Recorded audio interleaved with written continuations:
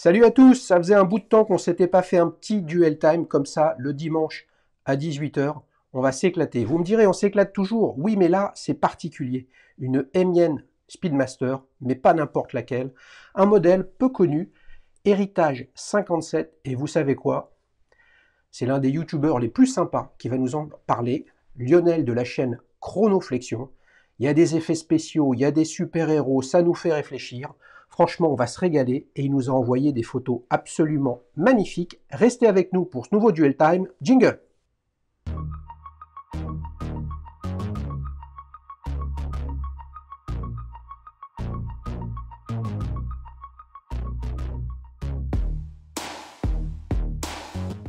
Salut Lionel! Salut Xavier, Ça va? ça va super bien, il y a du soleil aujourd'hui à Bruxelles. Ah oui, Lionel est ce qu'on appelle un expatrié français en Belgique. Alors, tu nous confirmes ce que tout le monde, que personne en fait ne veut dire, c'est qu'il fait quand même moins beau en Belgique qu'en France, quoi. Bah là, si tu veux, ça fait 4 ans qu'on n'a pas eu de soleil, donc Ah, ah, attends, il y a tous les copains de la chaîne et de la tienne d'ailleurs également, hein, qui sont de Belgique. Je ne donne pas tous les noms, mais là ils vont commencer à te chauffer ou me chauffer. Joao confirmera sans doute, je pense que... Non, allez, on va être sympa, il y a du soleil de temps en temps, mais là, ça fait quand même 2 ans, 1 an et demi qu'on attend 3 jours de soleil d'affilée, si tu veux. Eh Ça- oui, qu'est-ce que tu veux? Il y a eu le Covid, ça a eu un impact sur le climat, paraît-il. Les grands conspirateurs nous ont imaginé un truc de ce type-là. Mais vous savez, aujourd'hui, c'est pas la conspiration, c'est la Speedmaster. Alors, tu as un modèle malade mental. Je sais pas s'il est photographe. Tu me fais penser à Maxime, hein, Maxime. Je te donne le bonjour de la chaîne Man versus Watch, qui lui est photographe pour le coup. Mais toi, tu es photographe, Lionel? Alors Maxime, c'est un vrai photographe, il fait des vraies photos. Moi, je fais des photos d'amateurs où je m'éclate un petit peu, j'essaye d'expérimenter différents types de prises de vue, si tu veux, avec différents types de lumière. Alors, Maxime, il fait du vrai. Et d'ailleurs, je le salue ici. Alors, raconte-nous, parce que quand on a échangé depuis pas mal de temps, hein, assez rapidement, dès que tu as lancé ta chaîne, on s'est dit qu'on ferait un truc. Tu sais que moi, j'ai comme ambition que toutes les montres et tout type de possesseurs de montres viennent sur la chaîne. Donc, a fortiori pardon, aussi tous les confrères qui publient du contenu sur YouTube ou sur d'autres plateformes d'ailleurs. On s'est interrogé sur est-ce que tu viens avec cette speed ou pas, sachant que des speeds, il y en a eu beaucoup sur la chaîne. Mais celle-là, elle est quand même très très très différente. Et elle illustre un petit peu la capacité, je trouve, d'Omega à se diversifier sans uniquement nous proposer que la Moonwatch, la Moonwatch, la Moonwatch, quoi. Bah écoute, moi je te trouve très sympa dans cette introduction pour la Speedmaster et Héritage 57, puisque quand on en avait parlé, si je puis me permettre de révéler cette petite conversation privée qu'on a eue, tu m'as dit, je comprends pas trop ce qu'ils ont essayé de faire. Exactement. Et je te C'est, comprends en fait. ouais. Elle est particulière parce que déjà, elle n'a pas les trois sous-cadrans, elle en a que deux. Elle embarque un calibre 9300 et pas une sorte de réplique du 321. Je crois que c'est 1861, 1863 sur les dernières. Et du coup, elle est aussi assez épaisse. Mais pour moi, en fait, ce que je lui trouve vraiment très très chouette, après je te dirai, j'imagine que tu vas me poser plein de questions dessus, mais ce que je lui trouve très très très très chouette, c'est son côté vintage et en même temps qu'elle embarque quelque chose de très innovant, le calibre 9300, qui est un coaxial, qui est un calibre automatique, qui n'est pas un calibre mécanique non automatique. Donc voilà, il y a toute l'innovation d'Omega dedans et en même temps cette vintage touch que j'adore avec sa Brother Row, son aiguille large des heures qui rappelle en fait les Speedmaster, les toutes premières, je crois, en fait, hein, celles de 1957. Tout à fait, tout à fait. Elle est sortie quand cette montre, Lionel? Elle est sortie en 2015, Ouais. si je fais pas d'erreur, c'est bien ça. Elle est sortie en 2015. Et juste après, ils ont sorti, tu sais, l'autre, celle de la trilogie, qui se rapproche davantage de l'original, de 1957. Et en fait, celle de la trilogie, ben voilà, elle va embarquer un 1861. Elle a un verre Isalite. Elle est beaucoup plus vintage, en fait, dans son look Par contre, ils n'ont sorti qu'à 3000 et quelques exemplaires et du coup, elle était très rapidement introuvable. Les prix ont augmenté, on peut la retrouver sur Chrono 24 par exemple, mais les prix sont Ouais. à un tel niveau que voilà. Mais ça, c'est la montre, ce qu'elle propose. Et on en reparlera bien évidemment tout au long de cette émission. Qu'est-ce qui fait que tu es allé sur celle-ci et pas une Moonwatch qui évolue par petites touches ou qui revient en arrière, etc. Et c'est pas le sujet de cette émission. Tu aurais pu aller sur une Reduce, tu pourrais aller sur une Cappuccino, sur des MK2, sur plein de choses. Qu'est-ce qui fait que c'est celle-là qui t'a plu? Bah, c'est une très bonne question et j'ai perdu pas mal de cheveux en fait parce que je me la suis posé aussi cette question pendant longtemps. J'ai longtemps hésité. J'étais parti d'abord sur une Moonwatch classique, une Reduce en fait. J'avais un budget assez limité, hein. Donc si tu veux, je pouvais pas dépasser les 5000 K. Et puis en fait, celle qui m'a vraiment tapé dans l'œil au tout début, c'est la First in Space. Ouais, La FOIS, comme on l'appelle, je crois que c'est celle qui réplique le modèle de 1962 et qui a les aiguilles alpha. Celle-là, elle m'avait vraiment tapé dans l'œil et Omega la produisait encore en neuve. J'étais pas du tout sur les montres vintage, hein. Je sais que toi, c'est plutôt ton truc. Et en fait, Omega avait cessé la production de cette montre au moment où moi je m'y intéressais, ce qui fait qu'on la trouvait plus sur le site d'Omega, on la retrouvait plus chez les revendeurs, on la trouvait que sur le marché gris. Et là, les tarifs, blablabla, ils ont augmenté. Et maintenant, elle est à 7000 euros, je crois. Ce qui est assez dingue parce que techniquement, bon, bah, voilà, elle est... on a un autre Maxime hein, avec qui on avait fait un streetwatch justement avec cette First Omega in Space. Maxime était venu aussi nous présenter et j'ai oublié son nom, excusez-moi, une autre marque avec justement un tour de cadran en 24 heures. La First Omega in Space, elle est quand même très, très différente, comment dire, conceptuellement, c'est-à-dire que c'est une réédition. Ouais, Voilà, c'est une réédition de la. c'est une vraie réédition. Donc, elle est très très proche de l'original, celle-là. Voilà. Alors que là, tu as quelque chose de. Bah, évidemment, qui est dans l'ADN de la marque, hein, parce que Ouais. les index, l'écriture, la lunette, la typo de la lunette, le boîtier est un peu différent, certes, mais tu as quelque chose qui est une démarche créative et conceptuelle, que ce soit visuellement ou au travers du mouvement, puisque là, une Speed Moonwatch, par principe, est-ce un dogme qu'un jour Omega fera évoluer? Je n'en sais absolument rien, mais là, tu as un calibre à remontage automatique, là où une Speed Moonwatch ou une réédition d'ancienne Moonwatch, et la First Omega in Space fait partie de ce cas-là, ça reste un mouvement qui est mécanique. Donc là, Voilà, ce qui t'a exactement. séduit, c'est, est-ce que tu pourrais la qualifier je vais être un petit peu provocateur avec toi parce que comme tu nous as envoyé des superbes photos, regardez celle-ci avec un vieil appareil photo derrière et on voit un petit peu, puisque c'est dans la pénombre, le lume des index. C'est un peu du néo-vintage que tu cherchais. Mais c'est exactement ça. C'est exactement ça. Moi, je suis hyper néo-vintage. Je suis un fan de tout ce qui est rétro-futuriste aussi. Ça va de pair avec les super-héros, tu vois, qui ont bercé mon enfance. On est dans les années 50, 60, avec déjà cette vision sur le futur, mais avec des éléments qui sont un peu néo-art déco. Ouais, c'est un petit peu ce qu'a fait la marque de fabrique de ta chaîne. Les amis, si vous ne connaissez pas Chronoflexion, allez-y. Et d'ailleurs, j'aurai une question pour toi plus précise sur ta chaîne tout à l'heure, mais tu as démarré avec un skin hein, visuel. Moi, je me suis dit, tiens, en voilà un qui délire à nous présenter un peu des histoires de monde sous la forme de bandes dessinées. On a à peu près la même génération. J'imagine que tu lisais Strange ou des choses comme ça.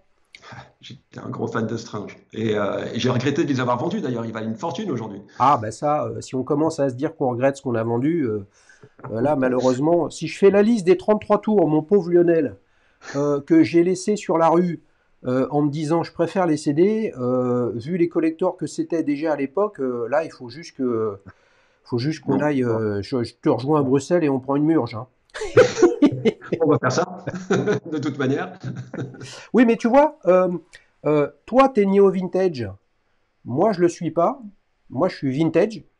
C'est quoi la différence entre les deux? Qu'est-ce qui fait que tu vas pas sur le vintage? Qu'est-ce qui fait que tu as pas pris une speed vintage plutôt qu'une montre neuve?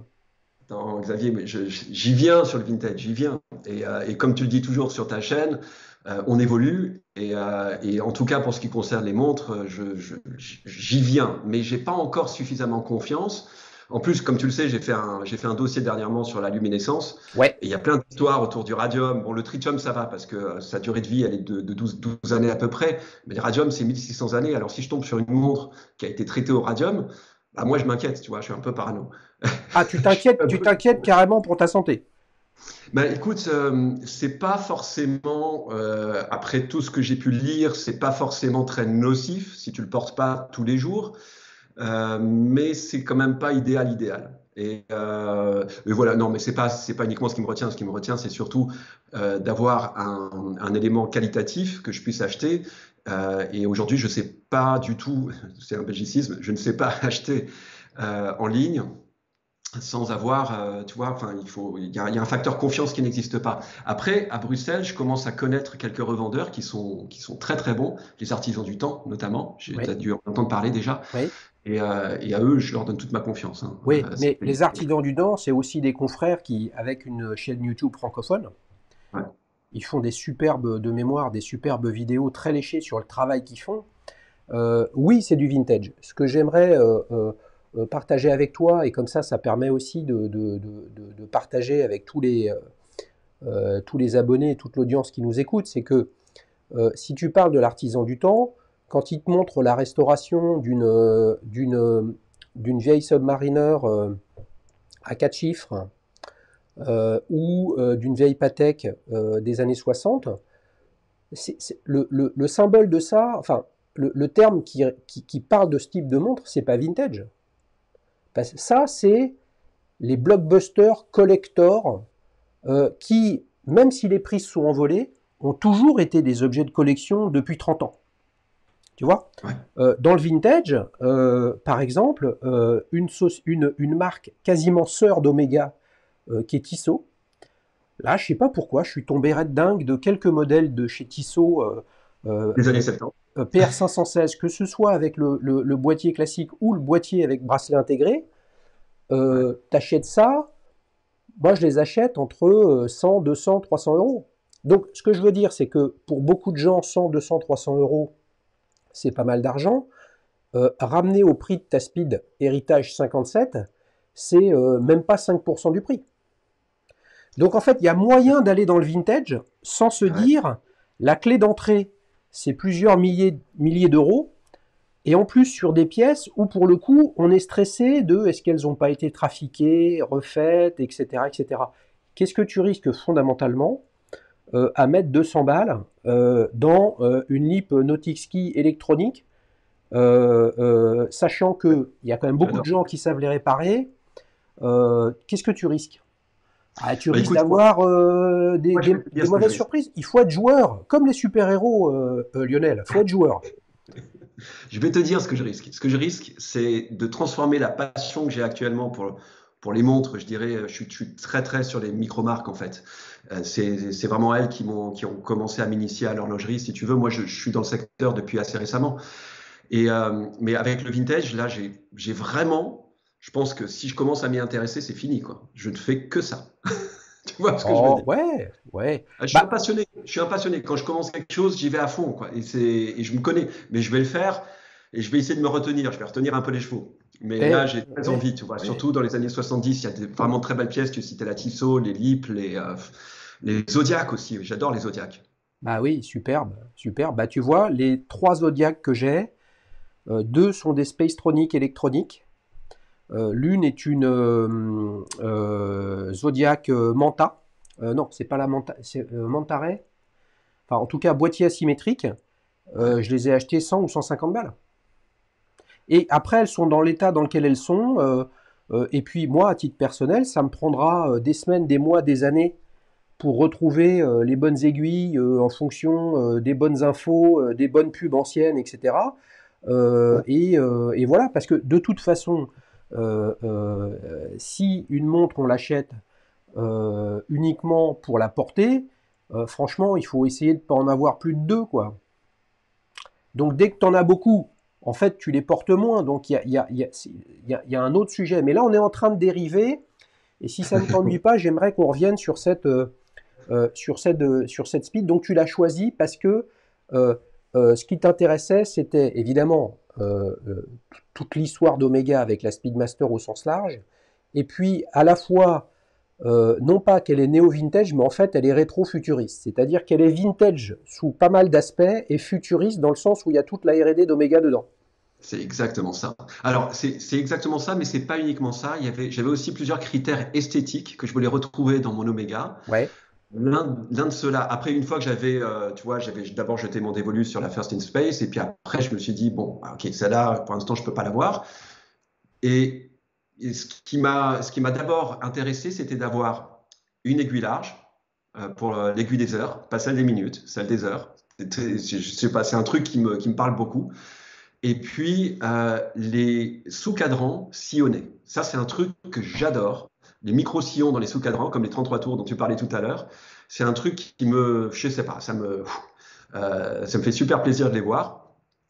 Et puis, il y a aussi le logo appliqué que celle-ci n'a pas, mais on peut pas tout avoir. Et puis, également, je la regarde, hein, je l'ai au poignet quand même. Ouais, et puis il y avait dans celle-là, il y avait le sandwich dial, qui est assez rare en fait, dans les Speedmaster, mais d'accord, c'est pas un truc qui existait sur les Moonwatch. Qu'est-ce que tu appelles sandwich dial?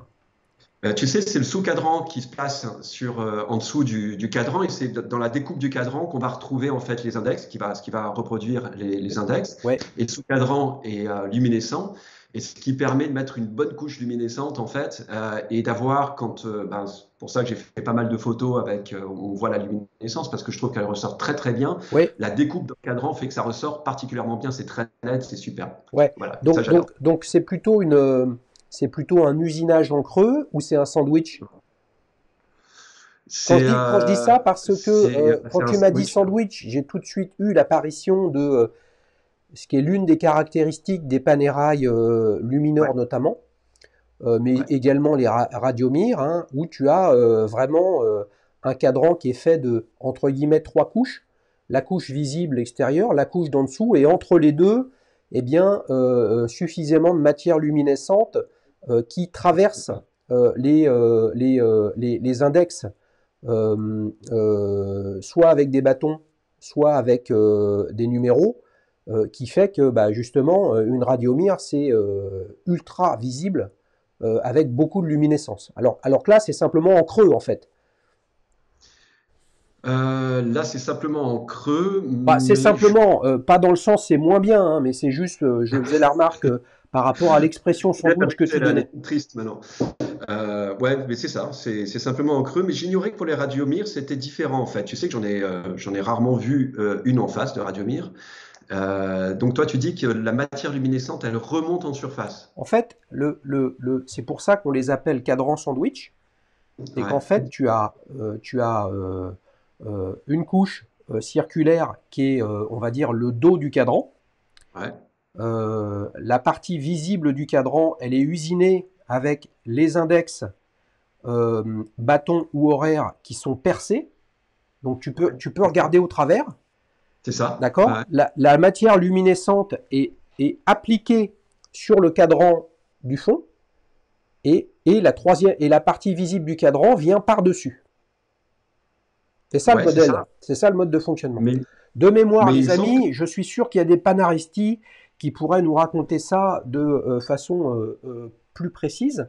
D'ailleurs, pardonne-moi, je ne l'ai pas regardé en totalité.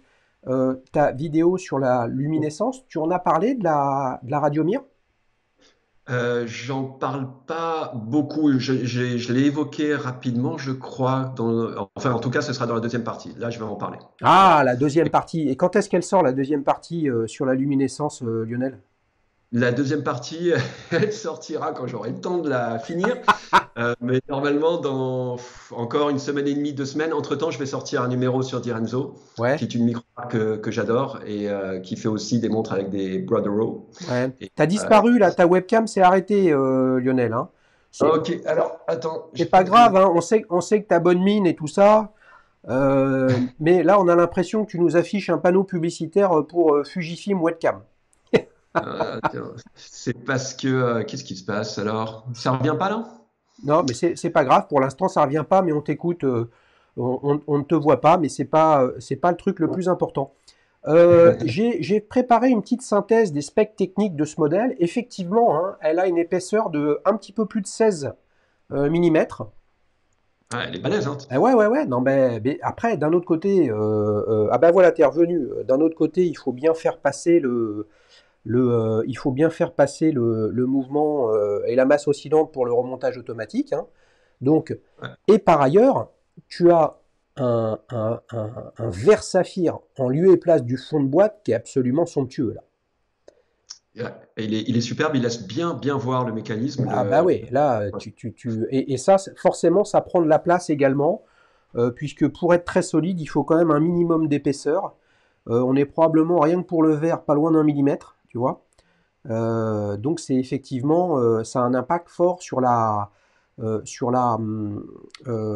l'épaisseur. Elle a comme caractéristique d'avoir la date aussi, Ouais. ce qui est quand même pas le truc le plus fréquent Exactement, sur une speed, hein. à la place du troisième sous-cadran, elle a la date. J'ai l'impression, est-ce que ma webcam, elle fonctionne de nouveau ou pas? Non, là elle vient de s'arrêter à nouveau.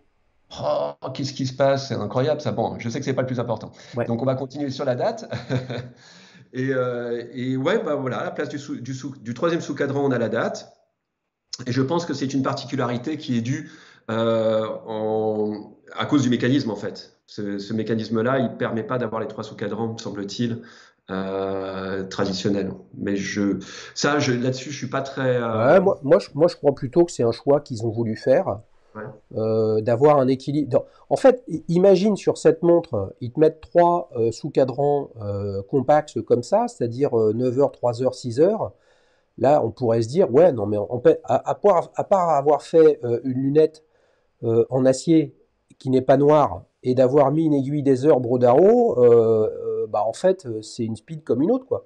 Et je trouve que là, ça fait clairement un modèle qui est très différent. ouais. Combien ça coûte un modèle comme ça à l'époque quand tu l'as acheté? Parce que là, elle est encore sur le site d'Omega, elle est non disponible. Elle est à Ouais. 7 500 euros. Ouais, alors effectivement, moi je l'ai pas pris sur le site d'Omega parce que elle était bon. Je vais changer de webcam après, hein, c'est promis. Euh, elle était à un peu moins de 7500, il me semble, au moment où je l'ai prise. Je l'ai reçue le 21 mars 2021, donc quand même assez récemment, hein, il y a un an. Ouais, et tu l'as acheté comment? Et je l'ai acheté sur Chrono 24. Ok. Je l'ai acheté chez un vendeur certifié qui était situé en Espagne et je l'ai acheté à 5000 euros. Ah ouais, et gros Ouais. écart, dis donc, hein. D'ailleurs, si tu étais à Ça 7000, tu as eu fait 2000 de moins. ouais, Alors, 2000 de moins et elle était neuve. ouais, Et elle était neuve. Alors bon, je sais pas trop comment ils se débrouillent. Je sais pas s'il y a des trucs tout à fait orthodoxes, mais apparemment ils m'ont expliqué qu'ils avaient pas mal de stock et qu'ils les revendaient comme ça. Elle est certifiée, elle a tout ce qu'il faut, tu vois, tous les papiers qu'il faut. bien sûr, bien sûr. Alors, moi, j'ai envie de soulever une question, c'est que là, elle est à 7005 sur le site d'Omega qui te dit, bah, on n'en a pas, etc., ou on n'en a plus, ou il y en a plus, je ne sais pas. À l'époque, elle était à 7000, tu l'achètes 5000, et là, on peut se dire, waouh, il achète 5000, donc en fait, elle est à 7000, mais elle ne les vaut pas.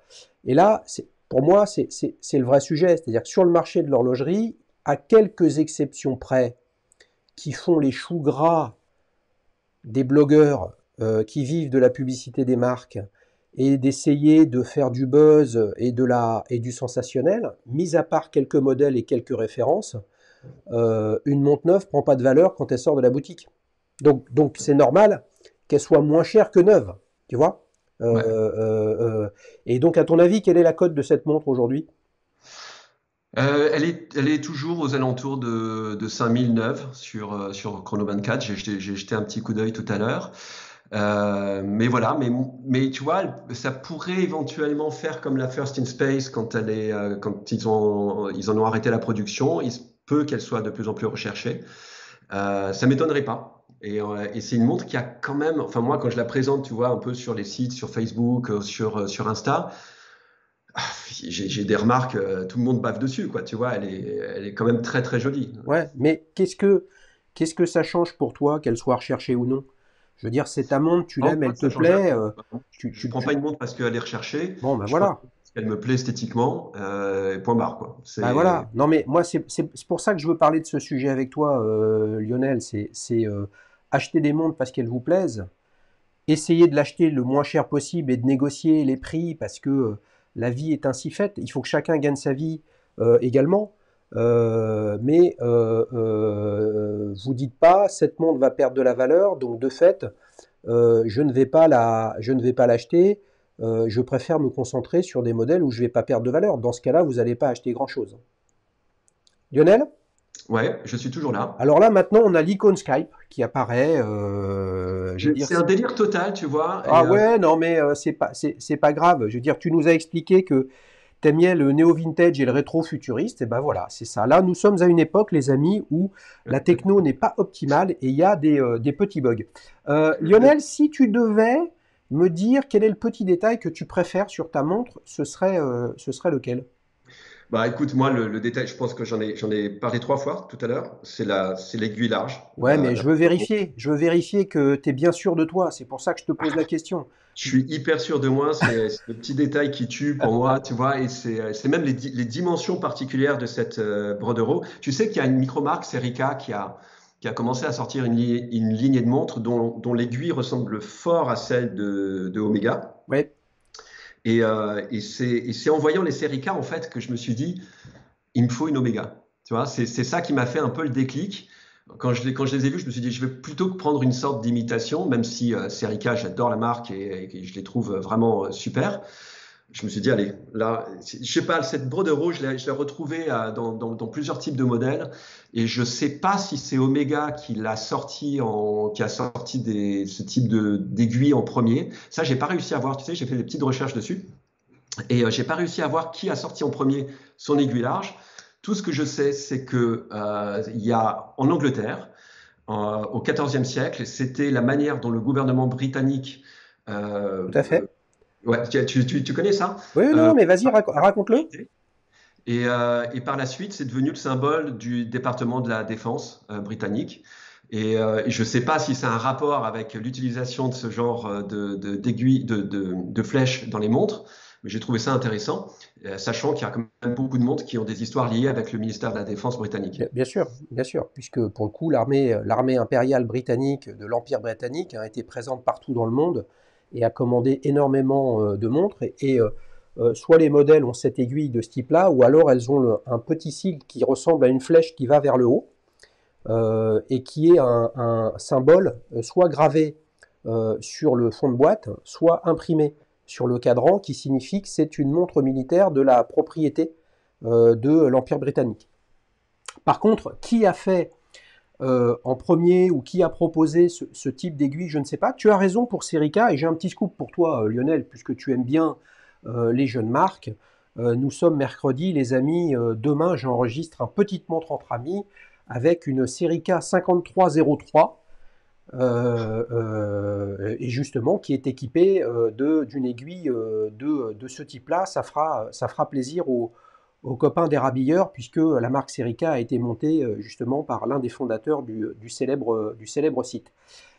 Si je te demande un adjectif, là, tu me sors lequel? Un truc de malade, hein, Bah alors, digne de héroïque, Superman, digne de Batman, digne de qui tu veux, hein, du surfeur d'argent, mais un comics, quoi, tu vois? tu me mets la pression. Mais, moi, mon qualificatif pour elle, c'est ouais, lui sortir un nom de super-héros. Ah ouais, je pourrais l'attribuer à un super-héros, tu as raison. Bah, ce serait Wolverine, hein, avec Ah, les griffes, Wolverine, oui. ce serait ça. Mais sinon, le qualificatif que je donnerais à cette montre, c'est héroïque.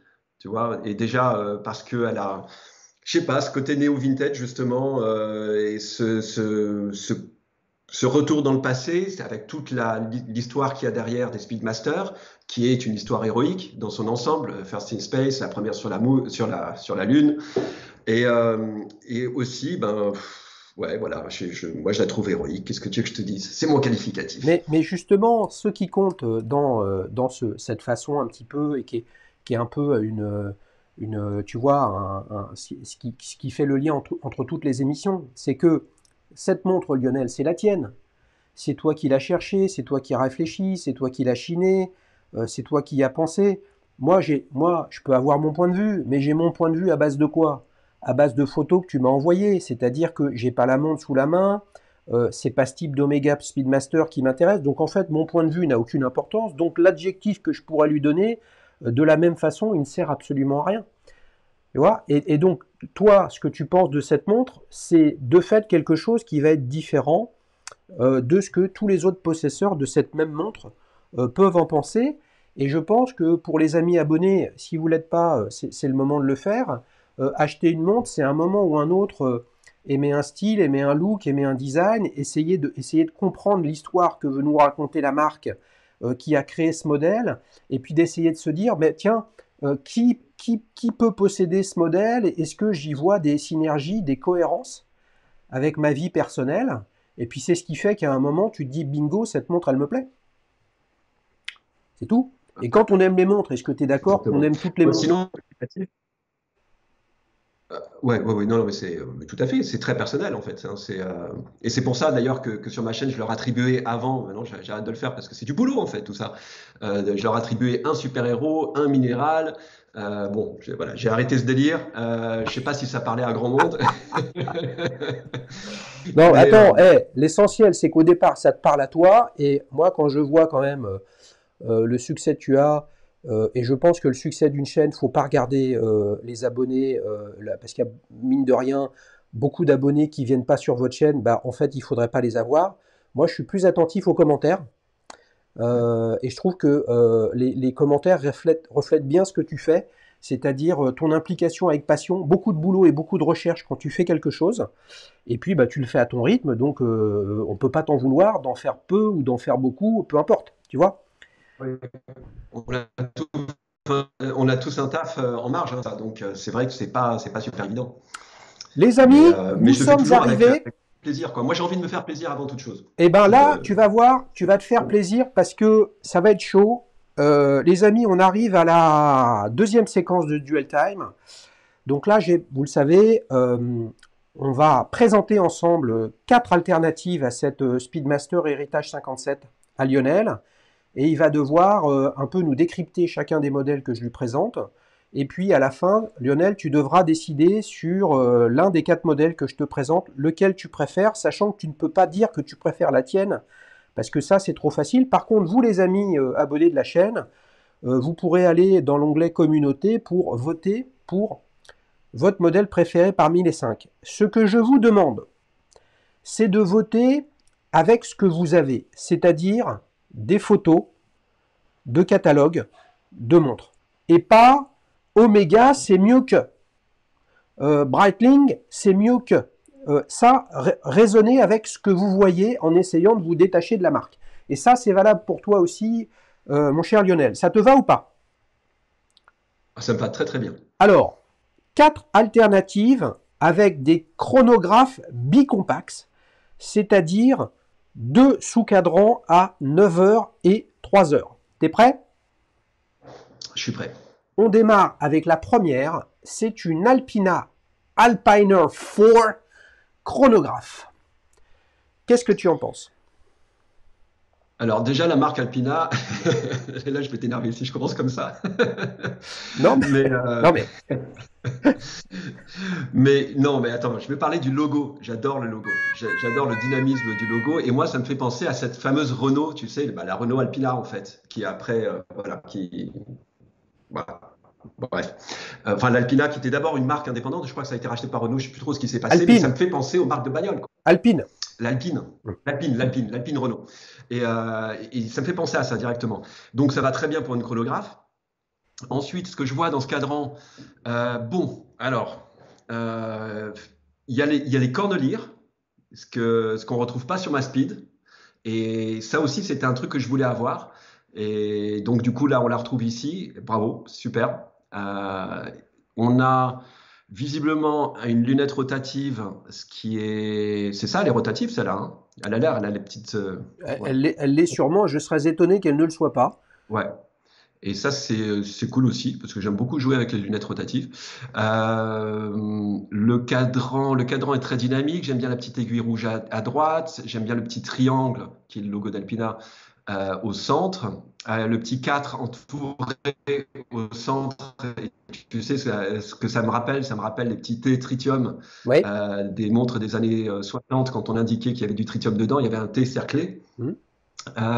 ou un H. Pour la molécule d'hydrogène. Je crois que c'était à H3. Et donc, du coup, enfin, je sais pas, ouais, elle a quelque chose, elle a du cachet, elle a quelque chose. Ce qui me gêne un peu plus, peut-être, c'est la découpe. Tu sais, les index sont coupés par les deux sous-cadrans et ça donne des petites coupes aiguës comme ça. Enfin, c'est bien et c'est pas bien, je sais pas. Ouais. Sur le première impression comme ça m'agresse un peu les yeux, Ouais. tu vois. Je trouve que Tu as vu qu'elle a ouais, les aiguilles alpha. alpha, hein, comme tes petites sous-aiguilles sur ta speed. C'est très bien Moi, vu, Xavier. D'ailleurs, je remarque que tu as pris ça des speeds, les cornelières et les aigus alpha. J'imagine que tu l'as fait exprès. j'ai essayé de trouver quelque chose qui avait de la cohérence, mais la base des quatre alternatives, c'est vraiment le fait que ce soit un chronographe bicompact. Et tu vois, pour le coup, je ne sais pas à quoi cette lunette indexée Ouais, en 36 étapes, ouais, je ne vois pas trop à quoi elle on peut n'a pas de tactique. correspondre. Ok, qu'est-ce que tu penses des chronos comme ça avec les boutons rectangulaires? Alors justement, j'allais y venir, les boutons rectangulaires, bah, ça fait assez moderne en fait, enfin contemporain, on va dire. Je pense qu'au niveau, ça doit être assez confortable pour presser dessus, tu vois, parce que les boutons comme ceux de la Speed, Euh, tu vois, il y a moins de surface en fait sur le doigt, donc du coup, Ouais. tu les sens un petit peu, si tu as les doigts un petit peu sensibles par le froid ou quoi, voilà, tu le sens plus. J'imagine que ce type de boutons sont plus confortables. Mm. Et moi, je trouve que ça va bien dans le style de la montre, ça se fond bien avec les cordelires. Tu vois, je suis assez tolérant, hein, tu vois. Moi, je suis pas Les amis, on est tombé sur sur un bon client. genre cadre. Ouais. Qu'est-ce que tu penses d'un bracelet acier comme ça qui est Alors, hmm. j'aime beaucoup l'alternance brossé et enfin mat et ouais, c'est ça brossé et poli. J'aime beaucoup cette alternance-là. Donc moi ça me va très bien. Maintenant sur l'ambiance générale de la montre, je l'aime bien, mais il y a un petit côté dans le cadran, je sais pas, je l'aime bien. Franchement, je l'aurais, je serais pas mécontent du tout. Et Com- je pense que c'est le genre de montre que plus tu la regardes et plus tu l'apprécies. Combien tu lui mets de 0 à 10? Je lui mettrais. J'ai pas vu les autres encore, donc j'ai peur d'être injuste avec les Ah, autres, tu vois. oui. Eh oui. Mais je lui mettrais, je sais pas, entre 7 et 8, 7 et demi. Non, on peut pas mettre de demi, hein. Oh si, tout est permis, hein. C'est comme dans Petite montre entre amis, il n'y a pas de règlement, hein. Bon, bah alors 7,7. 7 et demi? 7,5. Ok. 7 et demi, ouais. Alors, est-ce que tu es prêt pour la deuxième? Je suis prêt, je suis prêt depuis des années. Là, nous avons une Panerai Luminor Chrono Flyback en acier cadran vert.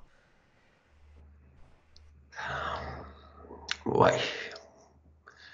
Bon, elle est bien. euh, Tu sais quoi? Ce qui me gêne tout de suite, et je suis désolé, replay d'abord, en général, je préfère faire ça, mais ce qui me gêne, c'est de voir un chrono sur une Panerai. C'est un truc qui, pour moi, est. J'aurais préféré une Mare Nostra, ou une Nostrum, Mare Nostrum, c'est ça, chez Panerai. J'aurais préféré celle-là, je l'aime bien. Mais la Luminor, comme ça, avec ce côté coussin et le côté chrono, je suis pas séduit de premier abord, hein. Voilà, c'est ça. Ensuite, le vert kaki comme ça, avec ce, avec ce bracelet croco, je suis pas fan des bracelets croco. Après, j'aime bien parfois, ça peut le faire. Mais j'aime bien quand il y a une touche de modernité dans le bracelet croco, pour dézinguer un petit peu le côté vintage, je dirais. M'as-tu vu parfois? Le Mm. croco, ça fait un peu, pour moi, c'est un peu too much. Mm. Ceci étant dit, le croco vert comme ça peut le faire. Ça peut le faire. Bon, on va pas parler du bracelet, on parle de la montre. Le, ouais, pour moi, elle est un peu. Et puis il y a ce côté asymétrique. Enfin, tu vois, on renverse, on n'a pas les boutons chrono du bon côté. Ce qui est pas bête. Hein, ils ont mis là où ils pouvaient, vu le fermoir, enfin la protection de la couronne. Faut pas être pressé pour lancer le chrono, hein. Euh, ouais, c'est ça. Bah, après, avec le pouce, ouais, tu peux. Hein. Ouais, Ça se ouais. fait, je pense. J'ai Ça va. l'impression Ça qu'il n'y peut a être pas ergonomique. grand-chose qui te séduit quand même dans ce modèle. Non, il n'y a pas grand-chose qui me séduit dans ce modèle. On peut lui mettre un 5. Un 5 sur 10. Ouais. Moi, je suis Ouais. pas super séduit non plus, mais je trouve que ça illustre aussi la difficulté pour un modèle comme ça qui est emblématique et qui se reconnaît en une demi-seconde de faire autre chose qu'un 3 aiguilles ou 3 aiguilles date. Mais pour le coup, moi, il y a quelque chose où j'ai beaucoup de mal avec une Luminor, c'est que lorsque, je crois de mémoire, hein, que globalement, elles sont toutes en petites secondes à 9 heures, et le cadran petite seconde à 9 heures, il est très souvent tout petit. Et là, sur ce modèle, il est beaucoup plus gros, et ça amène un équilibre général avec l'autre sous-cadran à 3 heures que je trouve intéressant. Et pour le coup, je trouve ça pas mal. Et après, il y a un côté très épuré, hein, de façon générale, chez Panerai sur leur cadran. Et là, on a un petit peu plus de choses, tu vois, dans la logique Tool C'est Watch. ça. Et je trouve ça C'est ça. intéressant, même si après, bah, le boîtier, l'aspect, tout ça, c'est pour moi trop brut de décoffrage. Mais en l'occurrence, c'est pas moi qui compare avec la Speed, c'est toi. Donc toi, moralité, tu lui mets un 5 sur 10. Tu sais, et là, je vais dire juste un truc, ça revient à, tu sais, l'influence qu'on a des marques. Si ça n'avait pas été une Panerai, si ça avait été une autre marque avec, je dirais peut-être un décor, enfin, tu vois, quelque chose qui soit pas une montre hommage de Panerai, si ça avait été une autre montre, j'aurais peut-être pu l'aimer, mais c'est le fait que c'est une Lunar, et j'ai pas l'habitude de les voir comme ça. Je crois que c'est ça qui m'a piqué les yeux au premier abord, tu vois. Ok, Et c'est bête, hein, mais on a tous ok, nos référents et, ok, et voilà, c'est ok. pour ça que je lui mets un 5, mais c'est pas contre la marque. C'est juste, je trouve que ça va pas avec ce type de montre de cette marque-là. Voilà, Ok. je suis bête. Et là, du coup, je me trouve vachement conservateur, tu vois. C'est l'âge, hein, Lionel, hein. Bah, il va bien falloir accepter d'être adulte à un moment donné. Ouais. Allez, on enchaîne avec la troisième alternative. Attention là, c'est une tuerie.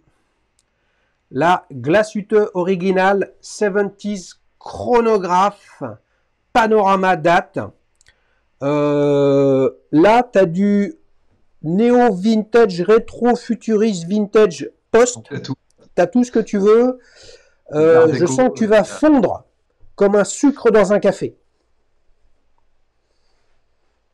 Bon, alors là, du droit de dire que je l'aime pas, quoi, hein. On est d'accord. Alors là, il n'y a absolument aucun problème. Là, je veux dire, le sujet, c'est tout le concept de cette émission, c'est d'essayer de comprendre qui tu es au travers, et ce À que travers tu les aimes au montres. travers de ta speed, et donc de fait, face à une autre montre, comment tu t'y prends pour te dire j'aime ou j'aime pas.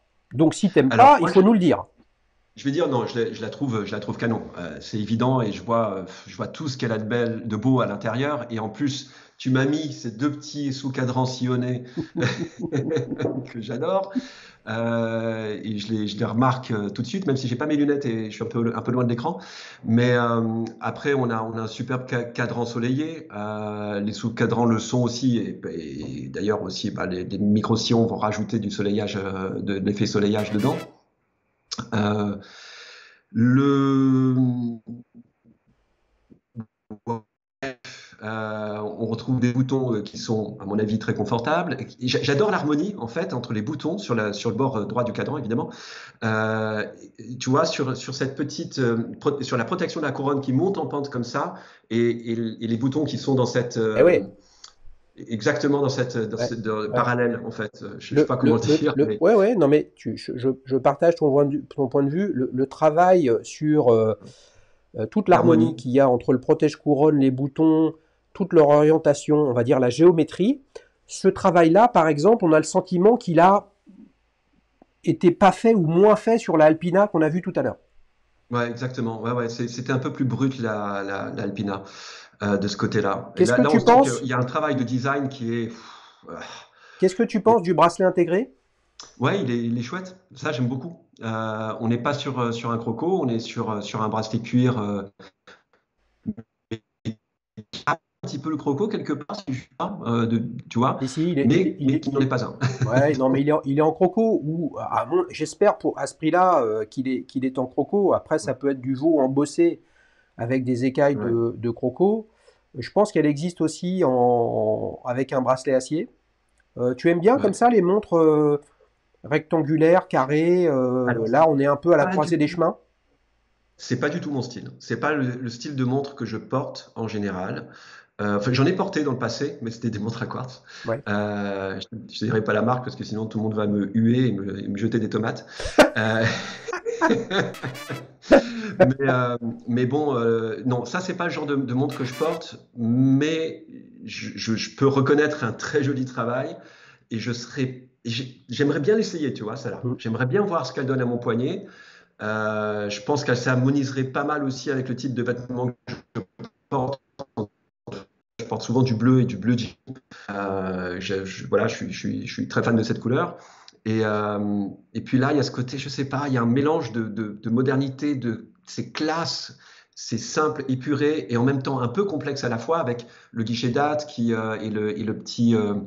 C'est quoi le petit truc qu'il y a au-dessus là d'ailleurs? Le Alors, 7, 8, 9. c'est bien que tu en parles parce que c'est l'indicateur de réserve de marche qui est Ah, entre 9 heures et 12 heures du sous-cadran à 9 heures. C'est un guichet qui est ouvert et qui te donne la réserve de marche de la montre. Et c'est un modèle que, ouais. pas celui-là avec la grande date, mais de mémoire avant qu'ils mettent la grande date, puisque là on a une fonction grande date avec, on le voit bien sur les images, avec deux disques distincts hein, et non pas un seul disque. Ouais. J'ai essayé le modèle avec la date classique et effectivement cette échancrure, ce trou dans le cadran pour la réserve de marche m'avait choqué. Alors que si vous suivez les amis la chaîne, vous savez que globalement c'est mon type de montre. 70s, pas forcément ronde, voilà. Donc moi j'aime beaucoup, Oui. mais j'ai jamais réussi à franchir le pas. Et puis au-delà du fait que, attends, oh, ça coûte une tonne une glashütte originale. Donc forcément, là on a une finition absolument fabuleuse du mouvement. On est sur des tarifs qui sont très Ouais, dis-moi. éloignés même si c'est une montre en acier, de ta Speedmaster. Combien tu lui mets des 0 à 10, mon cher Lionel? Bah écoute, même si c'est pas le genre de montre que je porte, j'ai très envie de l'essayer. Franchement, c'est le type de montre que je pourrais porter plus tard. Et je vais lui mettre un bon 9, hein. Un bon 9. Un Je bon lui mets pas 9. 10, je lui mets pas 10 parce que je porte pas ce type de montre. Ok, Voilà. ça marche. T'es prêt pour la dernière?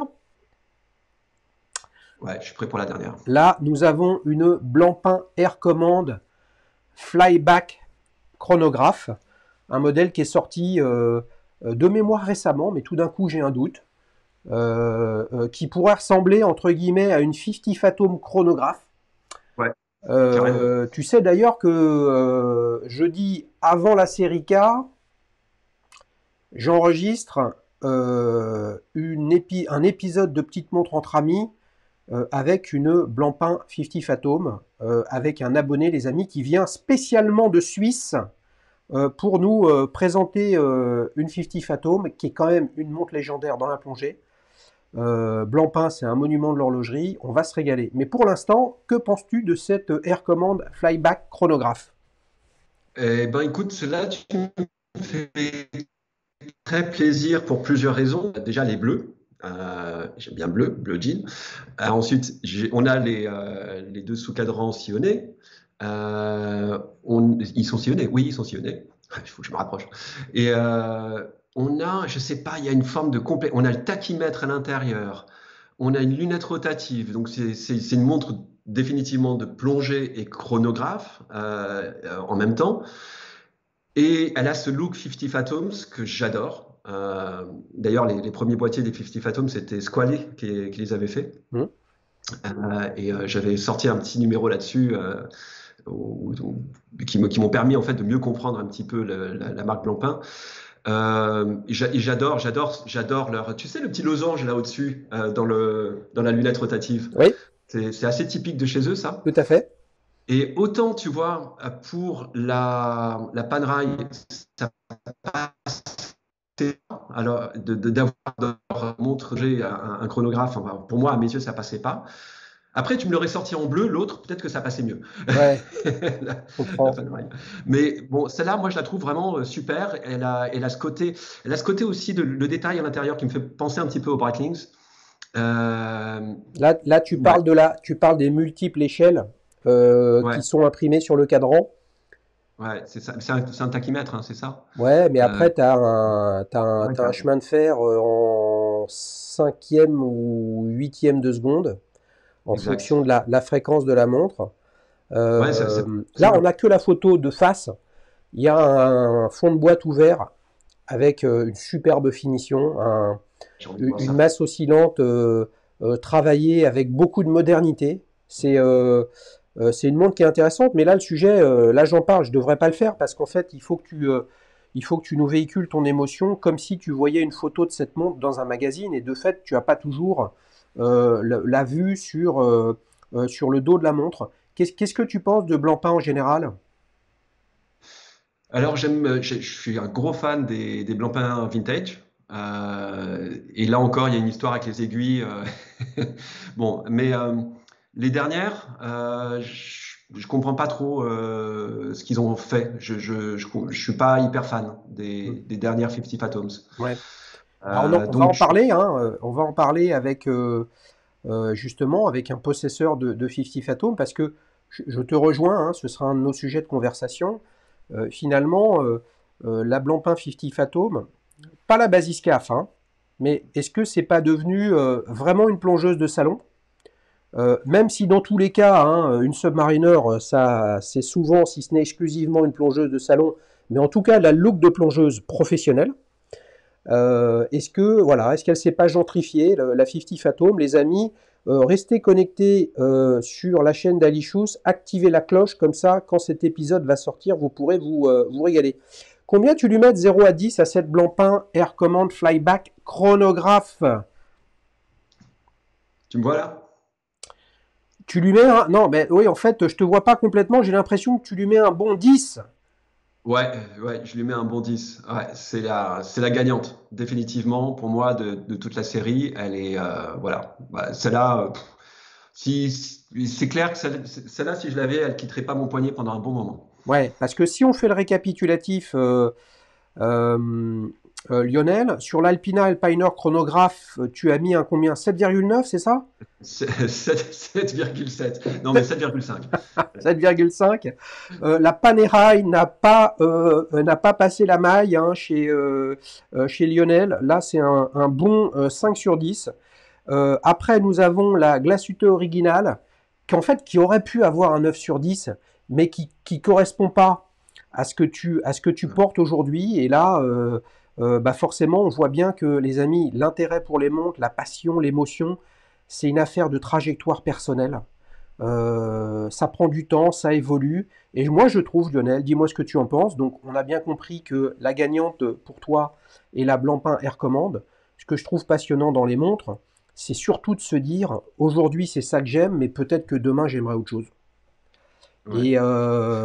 C'est comme ça que je vois les choses et qui fait que à chaque fois qu'on découvre quelque chose de nouveau, on se dit waouh, mais attends, ça existe ça, je comprends pas, c'est quoi? Et on creuse et là on se fait embarquer, on se fait prendre le bras dans la tondeuse à gazon quoi. C'est exactement ça. Dis, je me rends compte que j'ai dit une bourde énorme. C'est une air commande, donc elle n'est pas du tout celle-là. Mais bon, elle ressemble quand même à une 50 Fathoms. Oui, mais attends, bouge pas.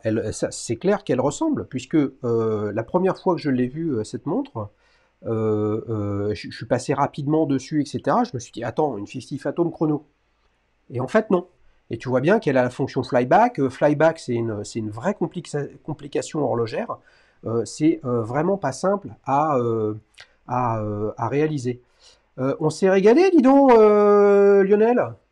C'était génial. Hein? Je reviens quand tu veux. Ah là là, c'est beau ça. Écoute, je suis vraiment ravi de t'avoir accueilli. Comment on fait pour garder ta chaîne? En fait, c'est simple, les amis. Quand vous êtes sur YouTube, vous regardez les programmes que vous propose l'algorithme de YouTube sur la droite, là, ou sur votre téléphone. Et puis, si vous ne voyez pas Lionel arriver avec sa bonne mine et ses effets spéciaux et son enthousiasme, eh bien, vous allez sur chronoflexion, chrono-réflexion. On pourrait croire que c'est un truc de gymnastique, de fitness, pour fléchir les genoux le plus rapidement possible. Et non, c'est encore une chaîne un petit peu à l'image de celle de Julien, le plus grand comique des montres avec la chaîne remonte. La santé, la bonne humeur, le plaisir, le partage. Lionel, tu reviens quand tu veux. Merci beaucoup les amis, à bientôt. Ciao, ciao. Merci.